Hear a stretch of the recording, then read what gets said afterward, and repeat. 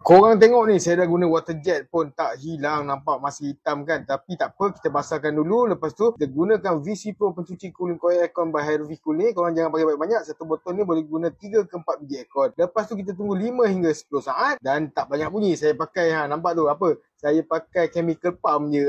Dah bersih dah. Nampak tu, dah putih dah dekat situ kan. Sebelah kanan kalau korang boleh nampak hitam. Sebelah kiri hitam. Tengah-tengah tu putih, nampak tu. Nampak ketara sangat beza dia. Korang masih tak percaya lagi dengan VC Pro ke? Sekarang korang boleh nampak lah dia punya kesan yang sangat-sangat ketara ni kan. So saya sangat happy lah bila saya servis aircon yang kotor. Lepas servis saya nampak hasil dia macam ni. Memang berkesan habis lah pencuci aircon saya ni. So kalau korang nak gunakan pencuci aircon ni, ataupun kalau korang nak dapatkan pencuci aircon ni, kalau korang tonton video ni dekat TT, korang boleh pergi dekat kita punya TikTok shop kita. Okay? Tapi kalau korang tonton video ni dekat Rumah Biru, korang pergi dekat ruang komen. Dekat ruang komen saya ada sediakan link pembelian untuk VC Pro ni. Alright, so hasil dia.